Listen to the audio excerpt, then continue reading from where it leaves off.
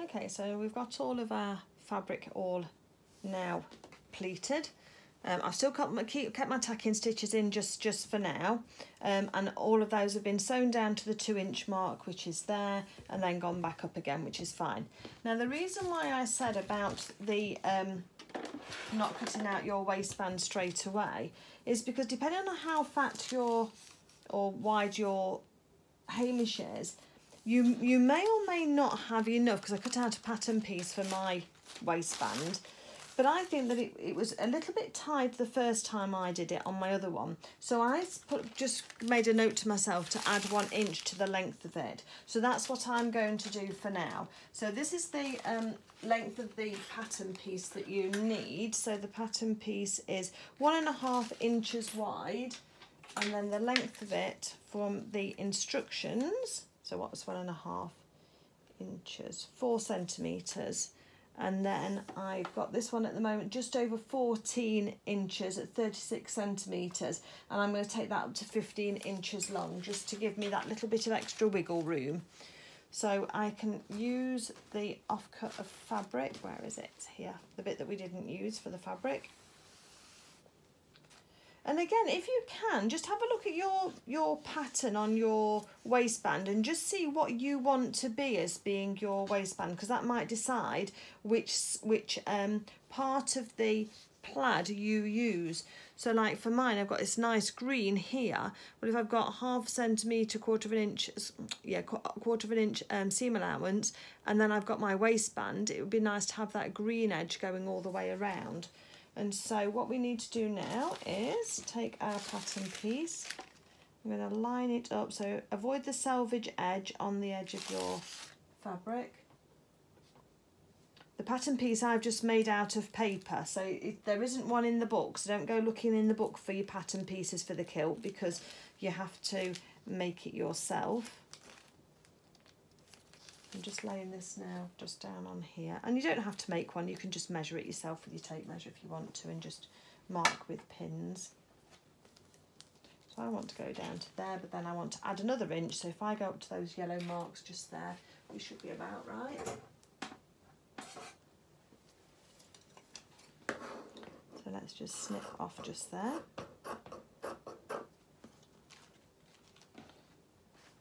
Keep that out of the way.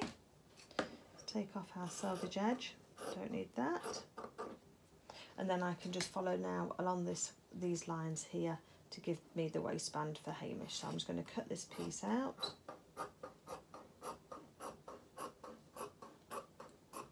So what's something to work with for making that. So if you want to go ahead and cut your waistband out, just hold the waistband measurements up against your kilt though, just to make sure that you've got enough. I mean, obviously there's plenty of spare fabric from making the kilt, but we just want to make sure that you've actually got enough. I think my scissors need sharpening. You've got enough to go all the way along. So as I say, I added that extra inch on the end, just for that little bit extra bit of insurance, just to make sure I got enough. Once you've got that, let's just have a look as well and see which is our right side. Pattern piece out of the way, spare fabric out of the way. I do get in a mess, don't I? I find that I get a smaller place to work on when I'm crafting and creating. Right, that's my right side. So then I'm going to put my right side down onto my fabric at the waist edge, and I'm going to have a little overlap at each side. And actually on the front of my apron, is that the front? No, this is the front of my apron. I can probably match up my stripes actually. Oh, they're not quite even. I wonder if I can do that. Yes, I can. So I can actually match up my stripes. I mean, obviously you don't have to do pattern matching, but if you wish to, you can do. And I'm just going to pin this onto my waistband, making sure that all my pleats are lying flat and making sure that I don't stretch the waistband out on my kilt, because you don't, because you got all those pleats in, you don't want to then stretch those out at all. Just pinning that into place, and you need a little bit of an overhang at each end just to neaten up those edges, and I'll show you how to do those shortly. So just across the top edge of that kilt. and then we're going to take it to the sewing machine, and I'm going to sew with a 1/4 inch seam allowance and attach the waistband that we've got right sides together with our kilt all the way down. And I have got those pretty much matched up, I think, so that would be great. Okay, sewing machine. I'm just going to use a straight stitch, just 2.2 construction, and I know that if I put my needle at the six point mark, then that will be a 1/4 inch for mine. So let's do a start and then reverse on the top, and then needle in the work so that we can then take our pins out as we get to them. So a few more stitches, we've got to the pin.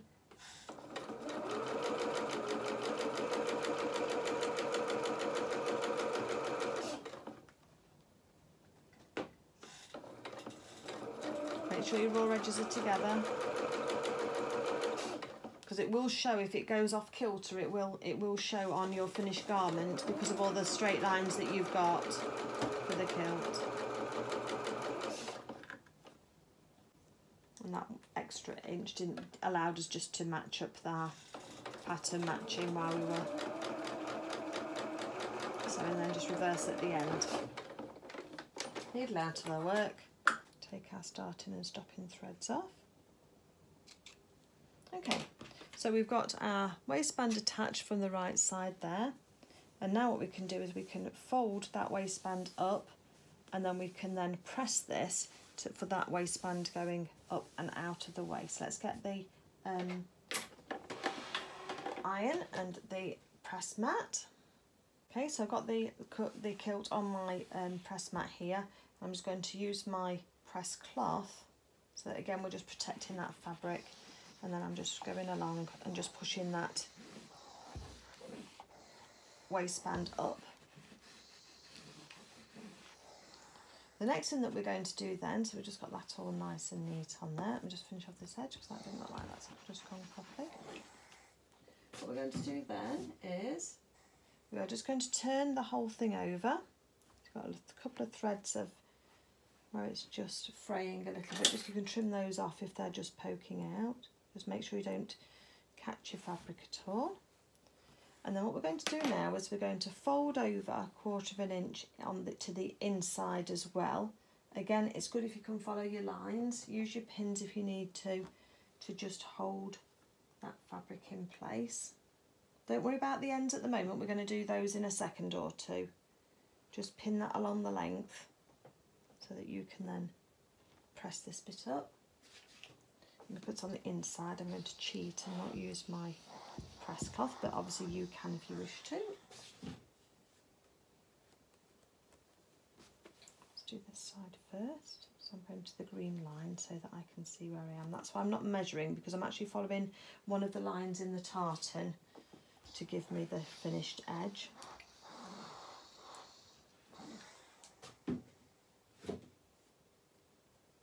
Side. Let's just go and do the other side. Pins out the way. Just go right off the edge of your waistband so that you make sure that you've got that. Those are all pinned or flat for this next section. Just pin that side, just do that side. Oh, you can't really see very well. Sorry, I do apologise. I didn't realise you couldn't see. So I've just pinned. I've just followed a line along the edge on my tartan. Use my pins just to press that in, and then just to hold it flat, and then I've just pressed those flat. Okay, so eventually what's going to happen is we're going to press that folded edge across the top there, and that's then going to hold on to our kilt waistband edge. Before we do that though, I want to just neaten off these edges. So if you go to an edge that you've got, what I want you to do is fold the waistband so you've got right sides together, and you've got this like double fold in here. It's a bit like folding by a binding, but the wrong way round. Make sure you've got your fringe out of the way, and then I'm going to put a little pin in just to hold that still, because we're just going to do a couple of stitches backwards and forwards across this edge. Because by doing that, that's just going to neaten off that edge for us so that we can fold the waistband back. Let me just do a few stitches forward and back. That's it. Take our threads off. Now don't snip it off just yet, let's just check and make sure that we're happy with it first. So if we then put a finger inside and push the inside edge, we can check and make sure that that's going to be on the edge. I've got my fringe proud, if you can see that, but then I've got the waistband edge there, so I'm happy with that now. So now I'm going to trim off, leaving about 1/4 inch seam allowance, but then I further trim a little bit off the inside of the seam allowance on this side and on that side. And then at the very point, so the folded edge of the waistband, I'm just going to take that corner off as well, just to reduce bulk as well. And then what we can do is then just push your finger in, and then that should fold back nicely. Like that, just give it a bit of a wiggle. And then we're going to do the same the other side. So we're going to take, this is our opened out waistband, fold it so that right sides are together. We've got those edges turned in, if you remember. So right sides are together. I just want to be on the other side of that yellow. So if you hold it with your fingers, or you can pin it, whichever you want to do, and then you want to sew it just so that you're going to finish at the edge. Just make sure that you're finishing right on that edge of the waistband. Reverse.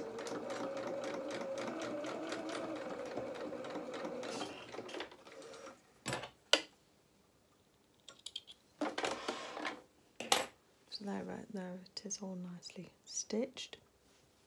And again, let's just make sure that we're in the right place. Yeah, right on the edge there, that's fine. So I'm going to now leave 1/4 inch seam allowance, take the edge off, and then I trim the seam allowance back at an angle so that it just takes that bulk out. That's size 2. And then I take off the corner at the top just so that that then cuts that, takes that out.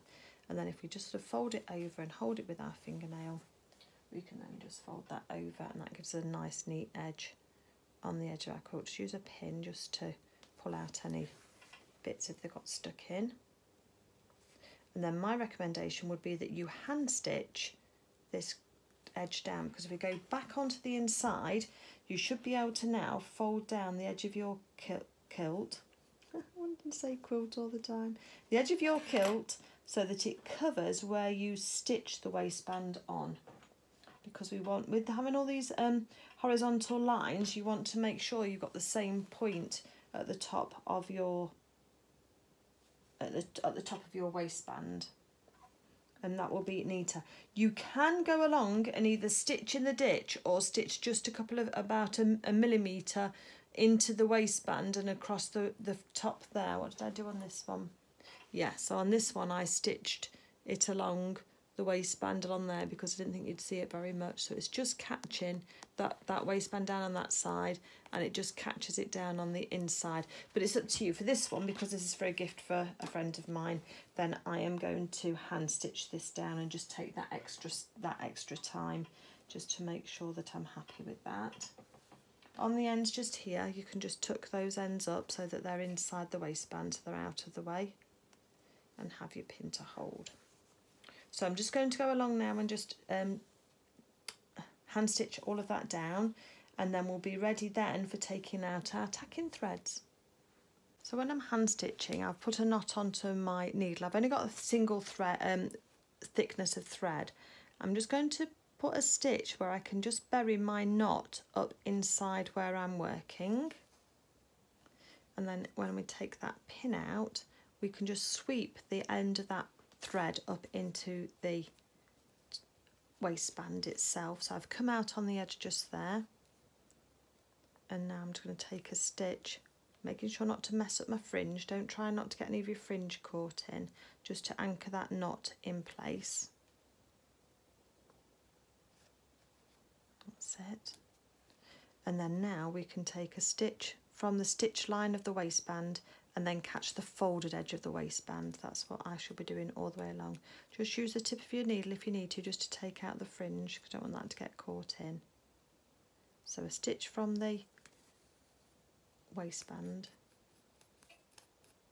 So just like the threads just want to catch, don't they, at the moment? So along the stitching line of the waistband, of the skirt, and then onto the kilt, and then onto the edge of the waistband. And those little stitches will just give you a really nice neat finish.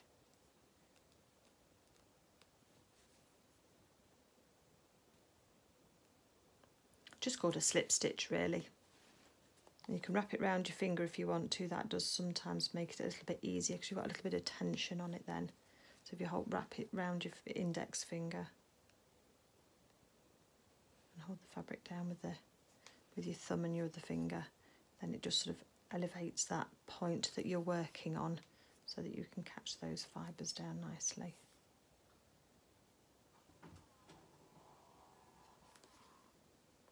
Okay, so I'm just going to carry along, do the same, go all the way along, catch that all down, and then I will then be pressing this so that that fold is nice on the top there for the kilt, and then we'll talk about taking out the tacking threads ready for sewing on our buckle.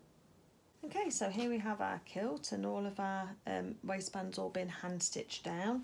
And before I take out these pleats, I'm just, the tacking stitches, I'm just going to give this all another press and a steam.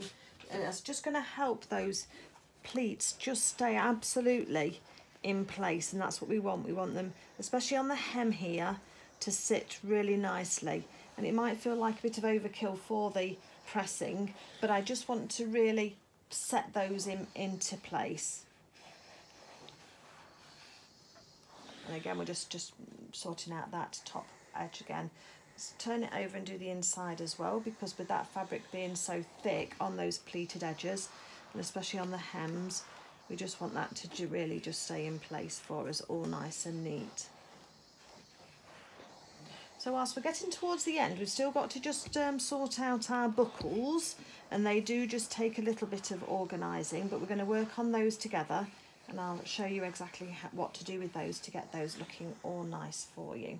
Okay, just to give that a moment just to let it set and let it cool down before we start to take out these pleats.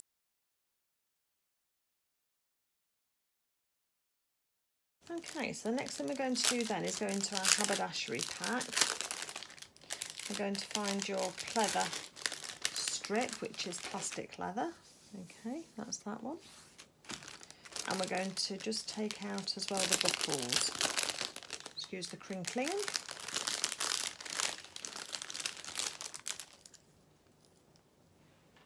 So we've got our two buckles. We've got a press stud as well and a kilt pin, but let's just keep those out of the way at the moment because we don't need those just yet. So the first thing that we're going to do with our pleather strip is, if we go onto the wrong side of it, is we're going to cut off a strip that is 1 centimetre wide. So you can take your pen and your ruler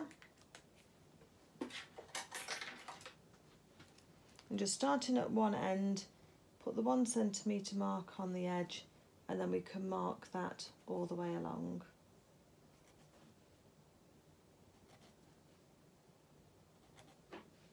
That'll give us a line to work with.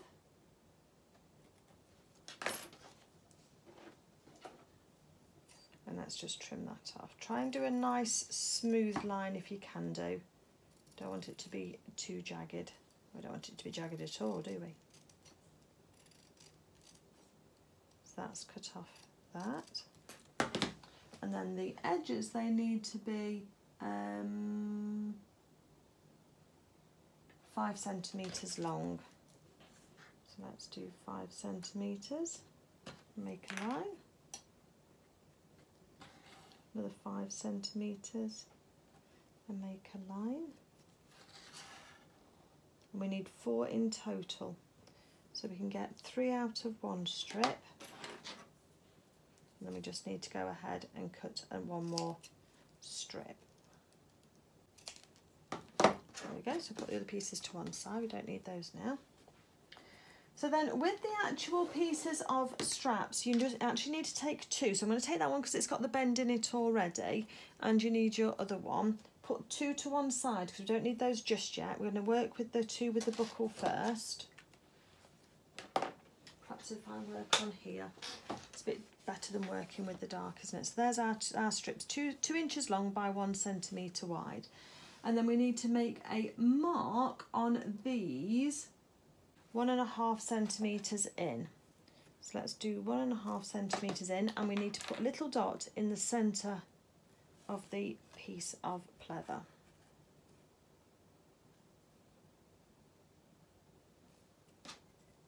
Let me just show you what that looks like. So there we go. So I've got a little dot, you might not be able to see it very clearly, but just 1.5 centimetre in, but it's just halfway across that width.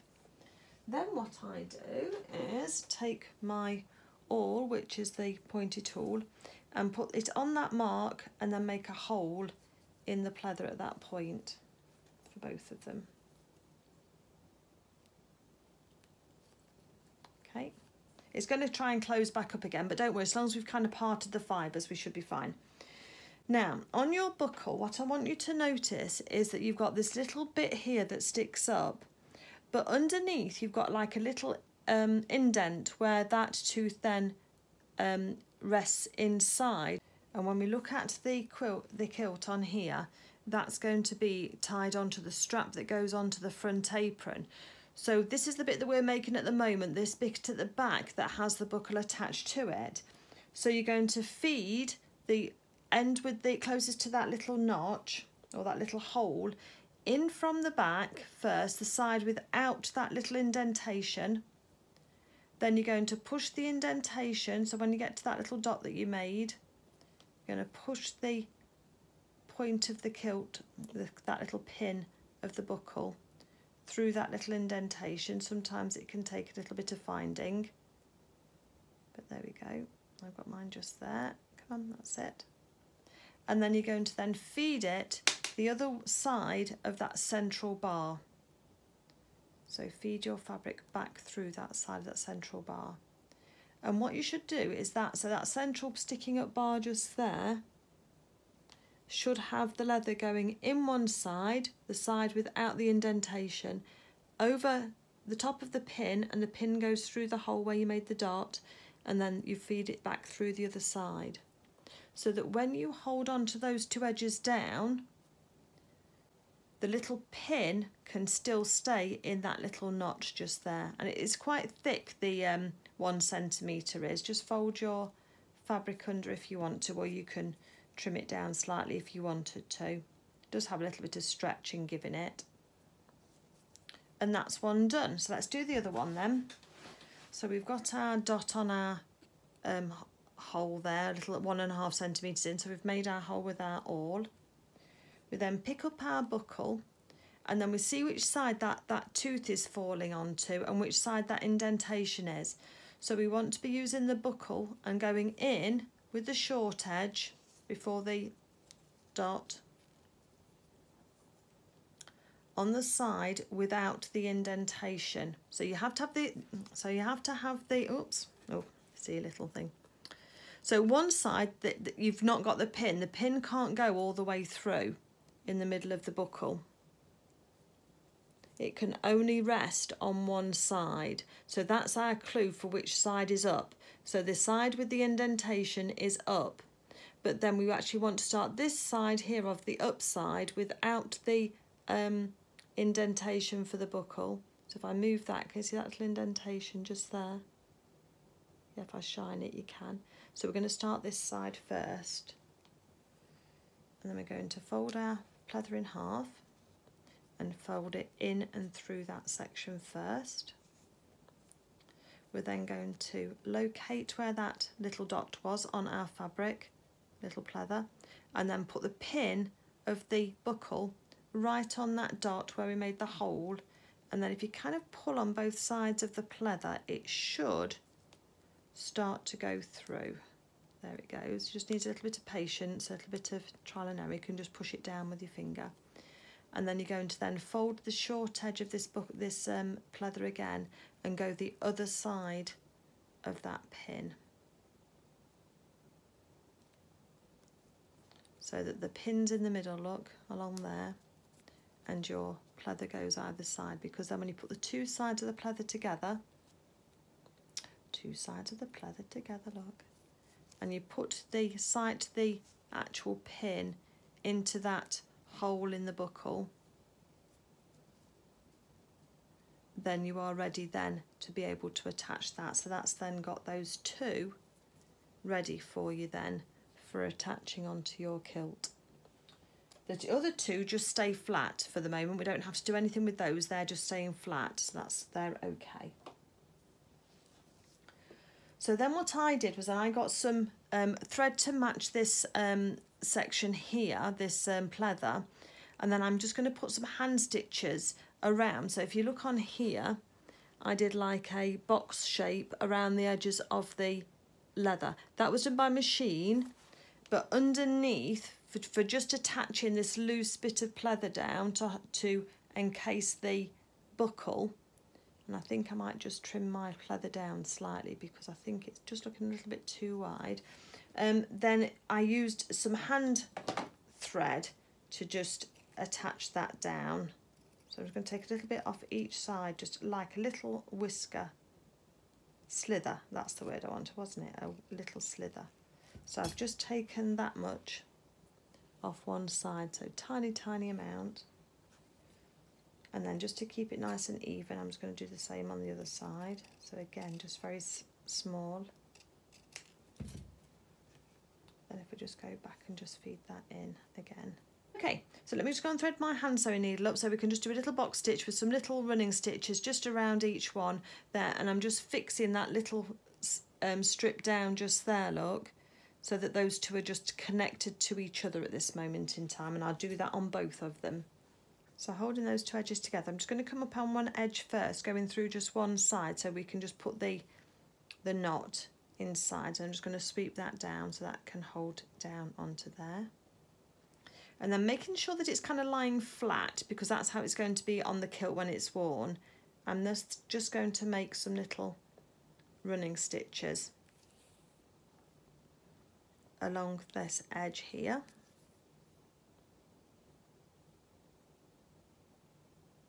I think you'd struggle to do this by machine just because the buckle gets in the way of where you are on the pleather. And then through along the edge, so I'm just attaching this edge here down as well now. Let me just put my glasses on just so that I can see what I'm doing. That would be a good idea, wouldn't it? The thing to remember with pleather is that once you've made a hole in it, it will stay there. So you do need to just take your time making your stitches. It's not something you want to be undoing and then doing again, because it'll start to look messy. And you have got a little bit extra of pleather available to you, but if you can get it right the first time, then obviously that's a bonus.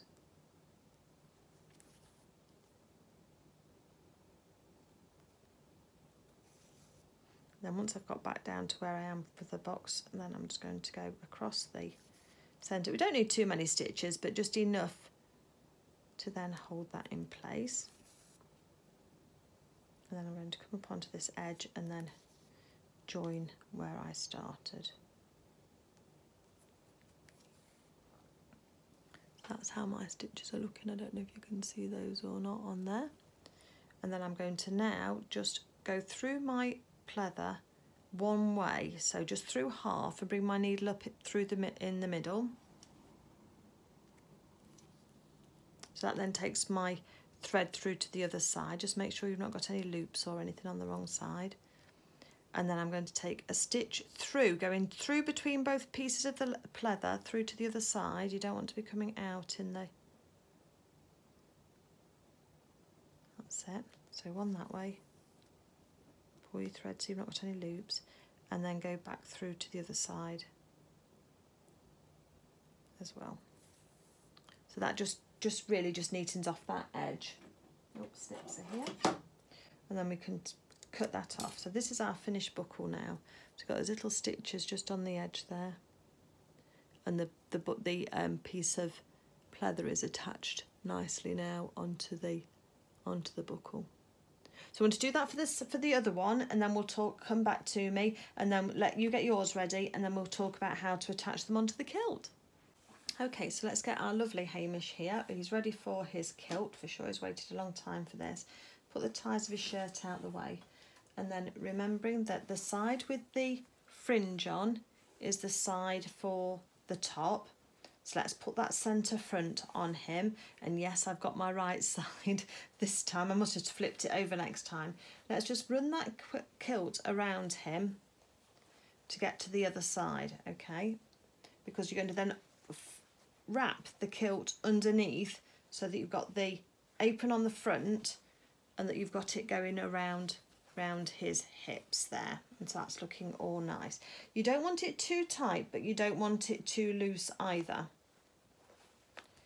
So once you've got it in place, let's just put a pin in just to hold it.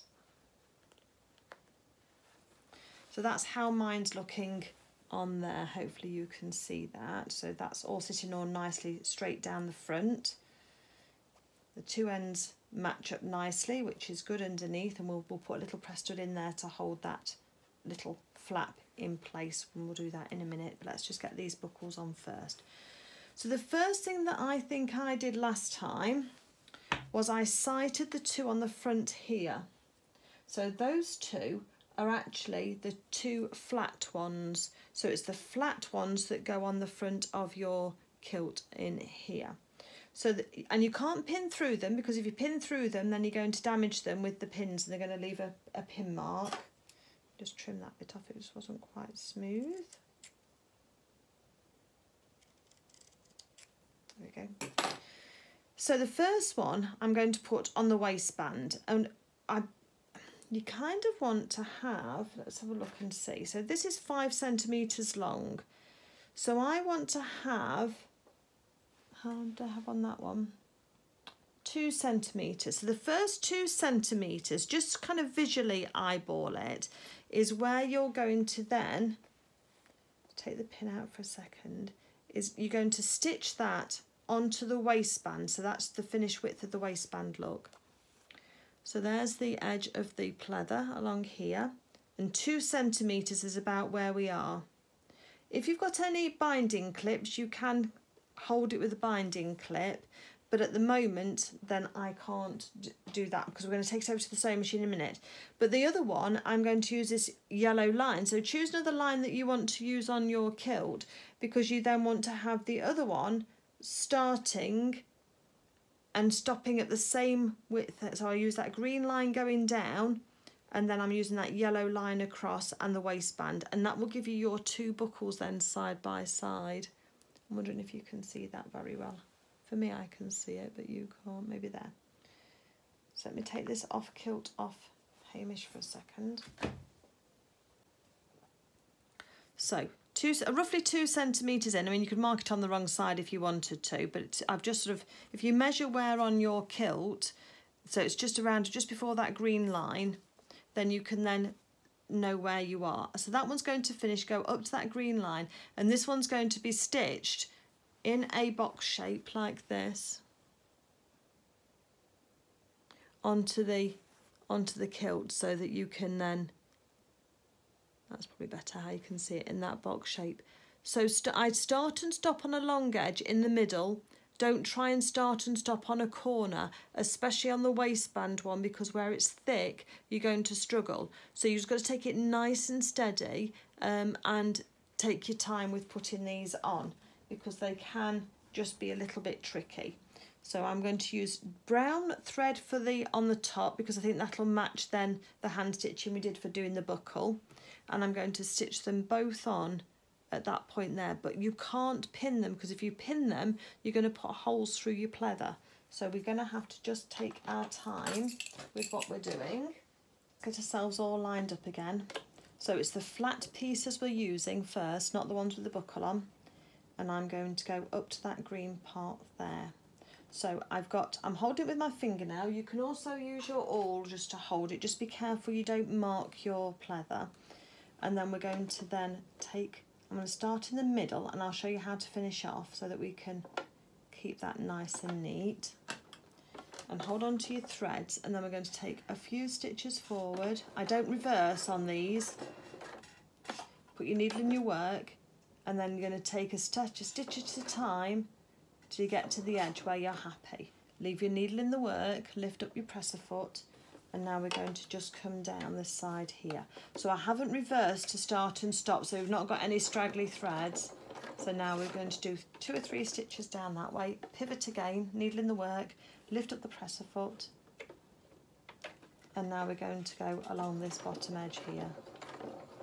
Just take it nice and steady, right to almost to the end, press the foot up, and then we're going to pivot and go round again. Try and keep your number of stitches the same if you can, and then where we started, just pull your threads out of the way, because we want to try and get those stitches to be up to, if we can. And then take your needle out of the work.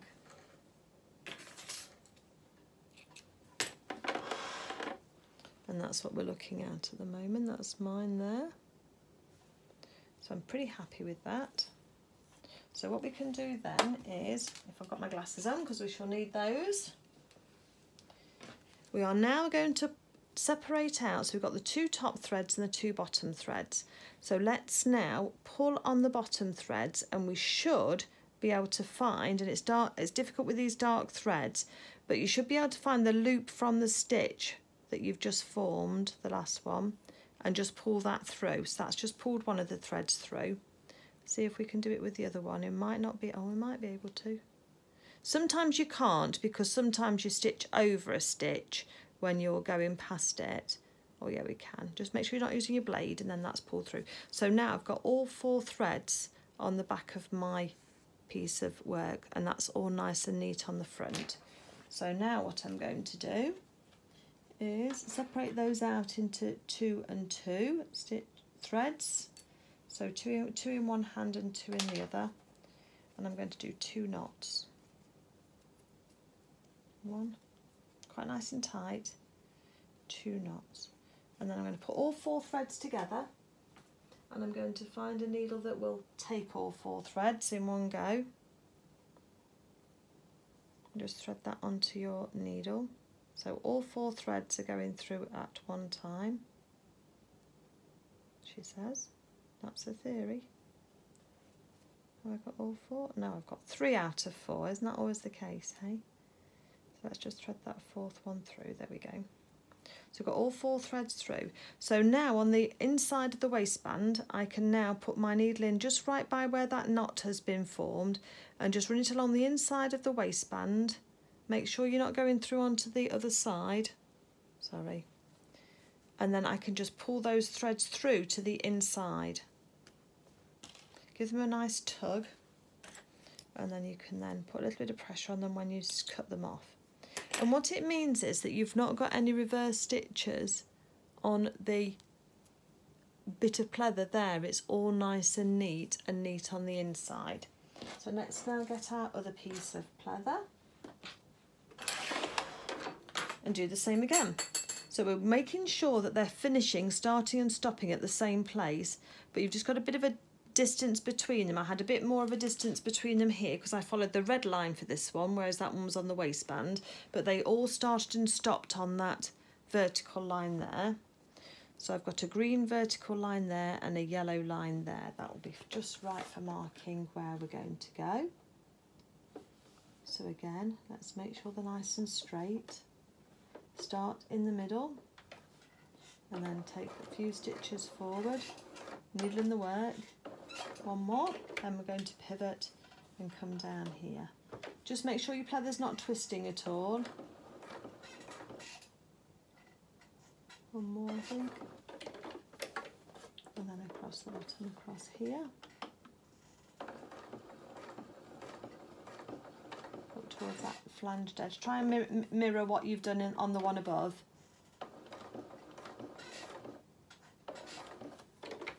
And then join those up again. And needle out of the work. Just leave some nice long threads. So there's my second one again. They're not quite as even as I would have liked, but I can't do it again because this pleather marks, so you're stuck unless you cut a new piece of pleather out. You'd have to start again. I don't think I'm going to get hung, drawn and quartered for it, so that's fine. So now what I'm doing again is finding those loops, and I'm going to knot them off on the other side of the work and then thread it through so that everything comes through onto the one side. So then we're then going to attach our buckles on. That's the next thing that we're going to do. If you can't pull your loop through, and I can't on that one, just thread a needle with the errant thread and then thread it through from the back right on top of the last stitch, and that will then make sure that they're all on the right side for you, and then you can then knot those off as you were going to do before. Okay, let me just get this done and then I will be back with you and we'll put on our buckle. Okay, so again we need Hamish. Let's put the front of his kilt on the front of his tummy again and then wrap his kilt over and tuck it under. And we want the fringe edge to be pretty much on that double fold that we had, you know, that double one where we got the two folded edges together. And then we want to have a look at where these need to go. Now if we sight the top one first, we don't want it too loose that his kilt drops down, but we want it loose enough, whoops, that it fits him nicely.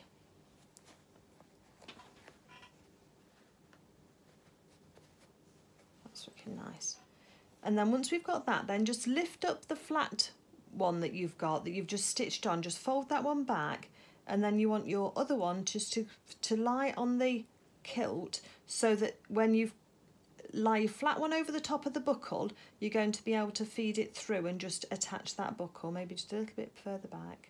That'd be fine. Right, so whilst you're holding on to it, don't let go and don't let it move, because again we're going to struggle to, we can't pin this, can we? We're then going to take our leather and we're going to then just slide it under the presser foot, and we're going to do a few stitches forward. We can't go all the way, can go a little bit of the way, and then we need to turn. And if you can just flick up the edge of the buckle. Just make sure it doesn't go under your needle, because otherwise it will break it. And then we're just doing that same kind of action, but you just need to manipulate around where the buckle has been. Just make sure the buckle stays out of the way, and I'll show you how far. So you're only going a bit of the way in.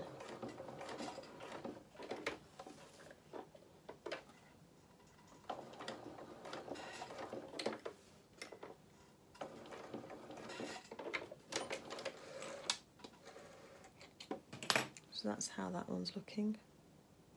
Just on there, so you can't get right up close to the buckle. That's my hand stitching from when I was just attaching that loose flap down. You can't go all the way right up close to the buckle, because you can't get your presser foot over the metal buckle. So once you've got one, then we can then lie our top over the top of the kilt, because the end of it is going to be in exactly the same place as before, and we were following that yellow stripe, weren't we? So we need to make sure that they're going to line up properly, and they do. That's the end there. Keep my threads out of the way, and we can just sew this other one on using exactly the same technique, but this time you've got two buckles to avoid, and you're trying to do the similar number of stitches or finish in place that you were with the other one. So there we go, we've got two lots of threads on there attached on. So that's the buckles attached on just there. The next thing we're going to do then is we are going to attach the part of the press stud onto the under flap. So there's the same side as the buckle, it needs to be on there because that's going to be underneath, and then we're going to try it onto Hamish again, and then we're going to work out where the other part of the press stud needs to be, and we're going to attach that, and that's going to make sure that that underskirt, that under apron, doesn't drop down when Hamish is wearing his kilt, and that it stays in place. So let me just get on with that. So just tidied up those ends. Let's get this back onto Hamish now so that we can have a look and see how this is going to go. Have your awl or whatever you're using to make your holes in your pleather to hand. And let's pop this onto him to have a look, because I want to do up those buckles first before I decide where I'm going to put the press stud. So let's pop this onto him. Let's fold those pieces of pleather in half so that we can get that through the buckle.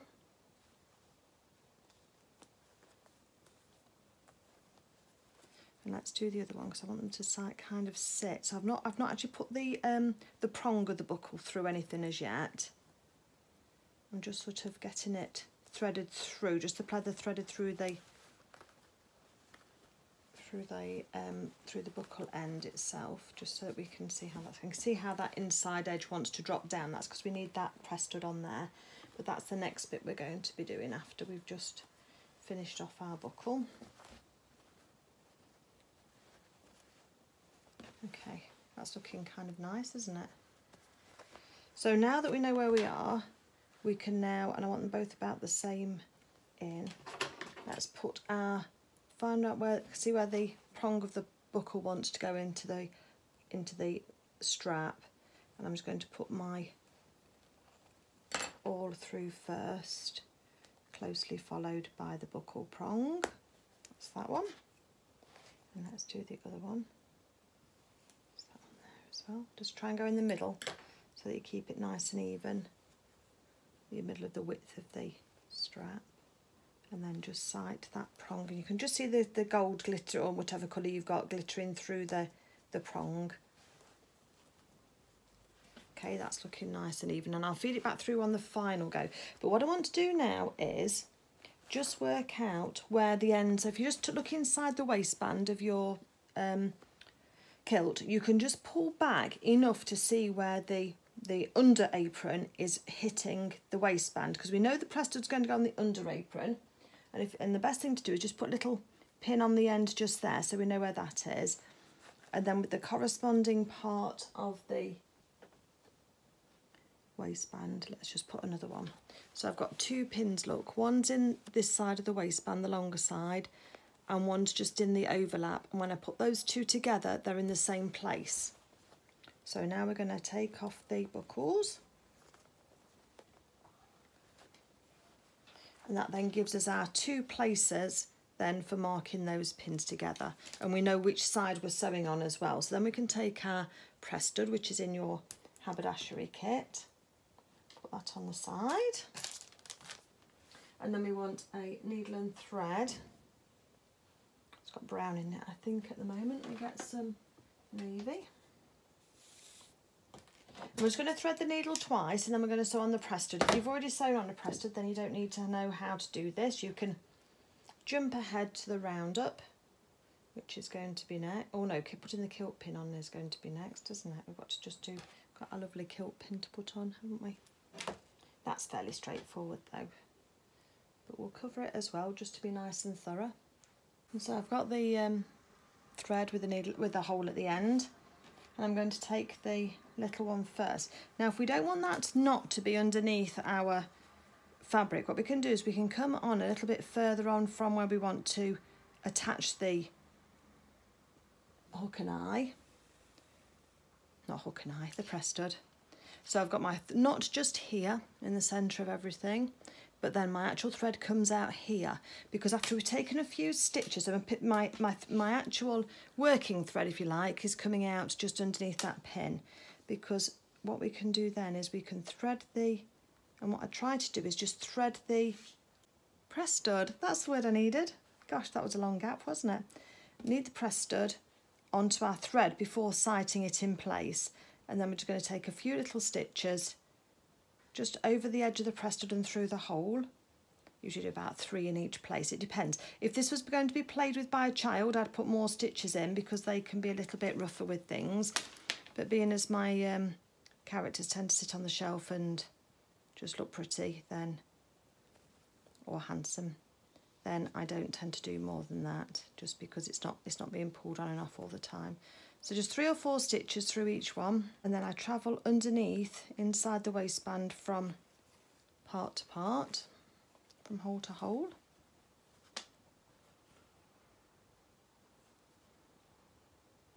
Just a bite of the fabric underneath, and then just going over the edge. Just make sure you don't get any loops in your threads, because they will look messy when you've finished. Easier to correct it as we go along. That's it.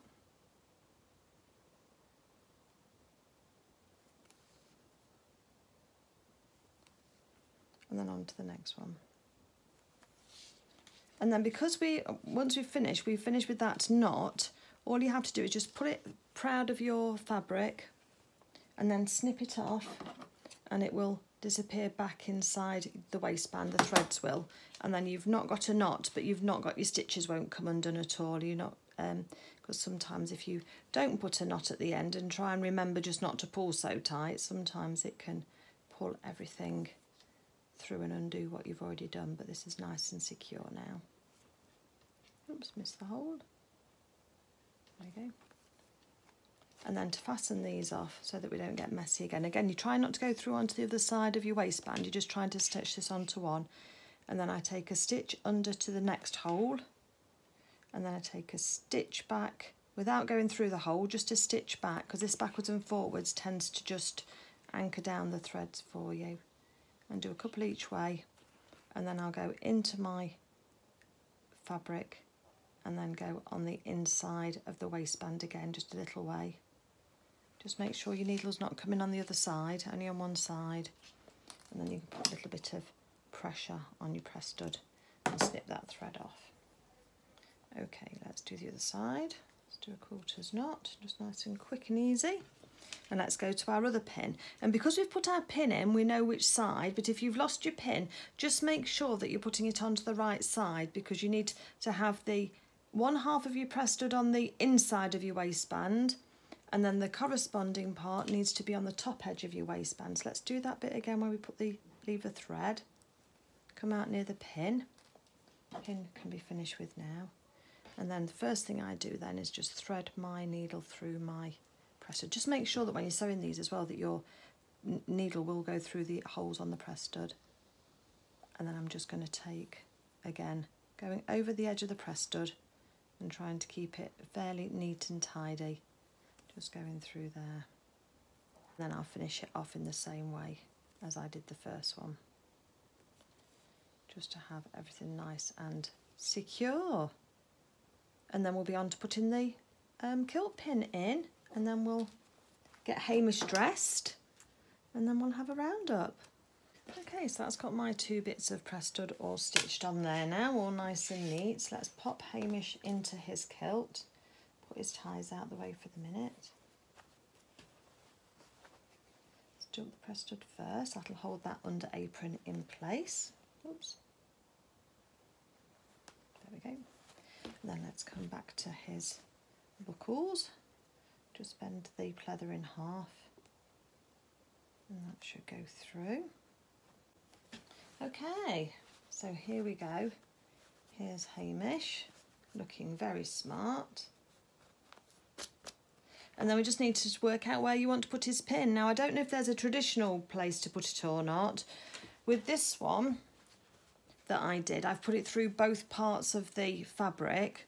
Try and get it right first time if you can do. Just sort of kind of offer it up from the outside first, so you can see where you might want it to go, whether you want it to be straight or on an angle, because the thickness of this bar for making the for the spike is quite thick, so it could quite easily make a hole in the fabric if you're not careful.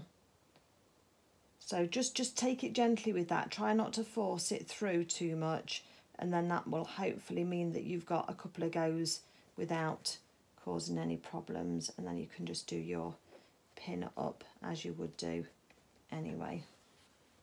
And there we go, kilt pin on. So there's our two Hamish, however. I mean, you just need to be aware as well of whether you want sort of that to go through both, or whether you just want it to go through one side and just have a wrap over. I've put them both through both sides. He does sit down okay. If I just show you, he does sit down okay with his kilt either folded underneath him, I mean, or fanned out at the back, however you want it to be, in his lovely little tufty tail as well. But if you wanted to sit at the front, so, you know, and pull open, then you'll perhaps only put your kilt pin through one side, and that would probably work for you as well. So let me just turn the camera around and we'll have a roundup. So there we go, there's Hamish, both in his thespian shirt with his nice thicker collar. Obviously this one probably looks a little bit long, but you can, by the time we've folded it up or tucked it in, then you can adjust that. But at least it looks thicker than the other one did before. So if I lift that out of his way, you can see his kilt there with his lovely kilt pin, those lovely pleats going all the way around there that are lovely and crisply pleated. And his wonderful buckles on the side there as well. So we've got both of them now are properly dressed. This one's going off to my friend Lindsay to say thank you very much for taking me to the sew away. So I hope she's enjoyed seeing how the kilt has gone together for her Hamish. And if you've enjoyed stitching along with me, then I'd love it if you would just give the video a thumbs up, because it's actually the interactions with the videos that help promote my channel more so than it is followers. I still would like you as a follower if you don't mind, a subscriber, but it's the interaction. So feel free please to leave me a comment and just let me know what you thought of the video and whether it's going to help you make your very own kilt for Hamish or not, or whether you've just enjoyed watching because you were doing some other stitching and you've enjoyed seeing how it's all done. So those are the, so that's Hamish. Thank you very much for watching anyway. And as I say, you can get your supplies from Cool Crafting. I'll pop the website up here again for you. But have a look around my channel as well. I mean, I know that there's, just recently there's been quite a few Lily Rose dolls videos for Clara the Cat, but I needed to get that series started and launched really, and that's had a really good reception, so thank you very much to everybody who's watched those videos. But if you're a true and down and out Luna fan, then don't forget there's about, I think last time I counted, I mean including these, there's just over 70 videos, 70 videos for Luna Lapin, how to make the characters, how to make their clothes. So have a good delve round in there and see what you can see, because I'm sure there's going to be lots to keep you company if for a while I'm posting one or two bits about the Lily Rose dolls. At the moment it's going to be about Luna Lapin because I've got those already, but in time I'm going to mix the two up so that there's plenty for everybody and I can whet the appetite for you on one or the other. Anyway, you get the idea. And then there's going to be some dressmaking in between, because, and then a bit of cross stitch and a bit of whatever, because I like the variety. I need the variety. I can't just keep making all videos all on the same subject all the same time, because as much as I love Luna and as much as I love Lily Rose and I love dressmaking, it's the variety that keeps me entertained, and so I hope that that does keep you entertained as well. Thank you for joining me today. Have a great day everybody, and I'll speak to you soon. Take care. Bye.